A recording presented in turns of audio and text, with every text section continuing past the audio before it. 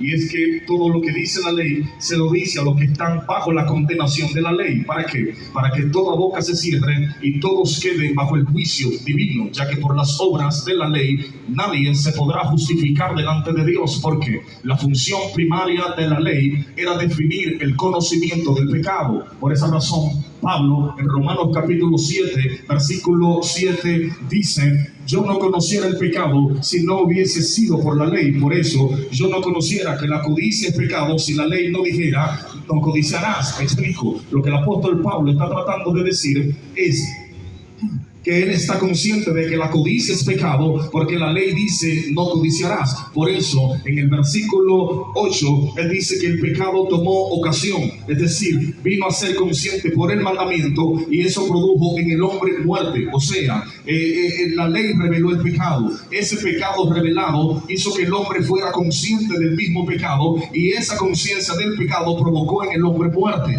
Por eso la Biblia dice en Romanos capítulo 6 versículo 23, en la parte A, dice que la paga del pecado es muerte. Ahora, el pecado no puede juzgar a nadie de muerte si el culpable no es consciente de su pecado. Por eso es que Pablo dice que sin la ley el pecado está muerto. ¿Por qué? Porque es la ley la que hace que el hombre sea consciente del pecado. Entonces surge la pregunta: si eso es así, ¿por qué Dios juzgó a los hombres en el contexto de Noé si no había una ley que les dijera o que los hiciera a ellos conscientes de su pecado? Bueno, los historiadores dicen que para ese tiempo había un estándar de comportamiento y que los hombres por lógica sabían o entendían que la violencia y la injusticia eran malas. Ahora, en el contexto de Moisés, cuando la ley se revela, la historia es otra. Y quiero que entienda esto: la ley Dios la da como, ¿verdad?, efecto de su gracia, pero esa misma ley era su justicia. Señores, la ley revelada era la justicia de Dios que sirve para regular el comportamiento del hombre. Es como que Dios en una hoja comienza a escribir las exigencias o las condiciones que le exige. Por ejemplo, observemos a Dios escribiendo sus exigencias para poder regular el comportamiento del hombre y que este reciba o no reciba las consecuencias de su pecado. Imagínense a Dios escribiendo: primera exigencia, no tendrás dioses ajenos delante de mí. Segunda exigencia, no te harás imágenes de las cosas que están arriba ni de las cosas que están abajo. Tercera exigencia, no tomarás el nombre de Jehová tu Dios en vano. Cuarta exigencia, acuérdate del día de reposo. Quinta exigencia, honra a tu padre y a tu madre para que tus días sean largos en la tierra. Sexta exigencia, no matarás. Séptima, no cometerás adulterio. Octava, no hurtarás. Novena, no darás falso testimonio. Décima, no codiciarás la mujer de tu hermano. Ahora, imagínense al hombre después de escuchar las exigencias de Dios decir: ahora sí es verdad que nos perdimos. ¿Por qué? Porque no hay forma de yo poder cumplir con las exigencias de Dios por la condición de pecado que tengo. Es ahí que el hombre se da cuenta de la miseria que tiene por dentro. ¿Por qué? Porque antes de la ley, en la maldad se discernía por lógica, no por conciencia. Pero debido al mandamiento, ya el pecado no se discierne por lógica, sino por conciencia. Se lo voy a explicar.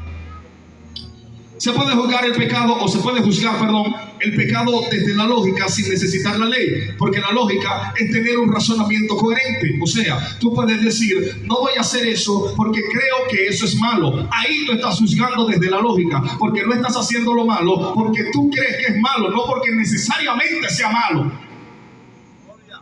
Ahora, juzgar desde la conciencia no es hacer lo malo porque tú crees que es malo, es no hacer lo malo porque Dios dice que es malo. No, pero me está agarrando. Aquí es que el hombre entra en una disyuntiva con él mismo, porque ahora el mandamiento lo ha hecho consciente de su pecado. Pero peor aún, porque esta ley que ha hecho al hombre consciente de su pecado, el hombre no podía cumplir esta ley. ¿Por qué no la podía cumplir? Se lo voy a explicar. Cuando Dios creó al hombre y depositó el alma del hombre en el cuerpo, su alma era pura, pero al hombre inclinarse al pecado, su alma se vició de los placeres del mundo. Ahora, la ley en las tablas que se escribieron podía revelar la condición del hombre. Claro, hermano, esa era la única manera que se conocía que el pecado, o que se conocía, que se podía conocer el pecado que había en mí, era cuando la ley lo revelaba. Pero escuche esto, de algún modo los hombres encontraron la manera de poder esconder su verdadera condición, porque aunque la ley revelaba su pecado, la apariencia trataba de esconderlo, y esto hizo que se violentaran las cláusulas del primer pacto. Por eso Pablo revela algo impresionante en Romanos capítulo 7. Él dice que por más que el hombre quiera esconder su verdadera condición, hay algo que lo delata.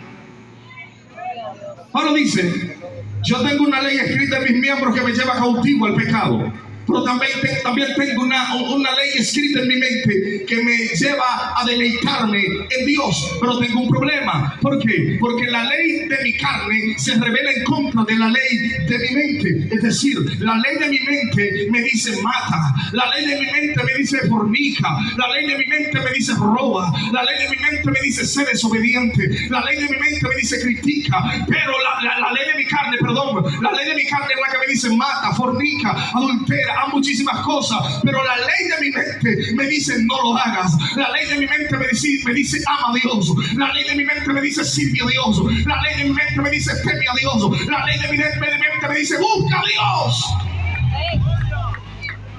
Entonces yo tengo un problema, porque hay una guerra entre la ley de mi mente y la ley de mi carne. Todos sabemos que la ley de la carne nació del pecado, pero ¿de dónde nació la ley de mi mente? Jeremías capítulo 31, versículo 31. Dios habla a través del profeta y él dice: estableceré un nuevo pacto con la casa de Israel y con la casa de Judá, y escribiré mi ley en su mente y en su corazón. O sea, aunque el pecado escribió su ley en mi carne, Dios también escribió su ley en mi mente. Ahora sí se puso fuerte la cosa. ¿Por qué? Porque aunque aunque la ley revela mi pecado, mi apariencia quería esconderlo, pero mi conciencia lo revelaba.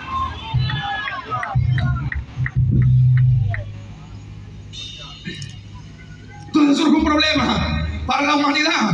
¿Por qué? Porque ya yo no tengo que juzgarte. Dios puso un juez dentro de ti. Por eso es que cuando tú maquinas mal en contra de tu hermano, tú tienes un juez por dentro que te dice no hagas eso, que eso es malo.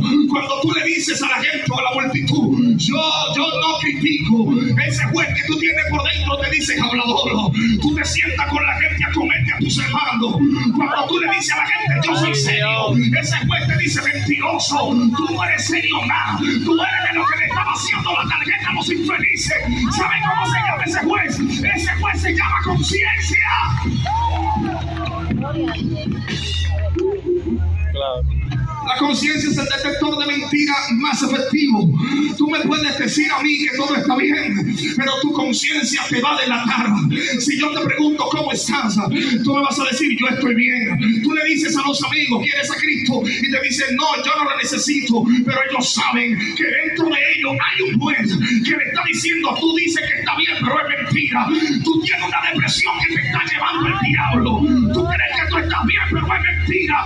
Tú sabes que tú necesitas ser redimido por el Cordero. Ay. Así me gustó, porque ya yo no tengo que condenarte. El juez que tú tienes por dentro te condena. Ay. Yo no tengo que decirte que la fornicación es pecado, yo te lo digo. Pero tú tienes un juez por dentro que te dice no forniques. Tú tienes un juez por dentro que te dice no adulteres. Tú tienes un juez por dentro que te dice no robes. Eso es transgresión. Si eso es así, quiere decir que toda la humanidad cayó bajo condenación y sin esperanza alguna.